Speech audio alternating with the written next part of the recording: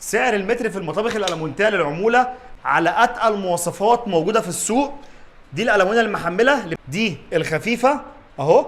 لما نحط الاتنين جنب بعض هيبان الفرق. وش المطبخ بيكون كلادنج أو يو في. المفصلات بتكون مفصلات السوفت كلوز المحملة، لو تيجي تقفل الظرف ما تروحش مرزوعة معاك. الفايبر الداخلي بيكون فايبر سعودي أو فايبر أردني. سعر المتر شامل المعاينة في حالة التنفيذ والطلوع والتركيب عند العميل، وشغالين بفضل الله على كل مستوى مصر. اي محافظه ان شاء الله باذن الله شغالين فيها باذن الله. والكلام ده كمان على السعر الحلال اللي بنتكلم عنه.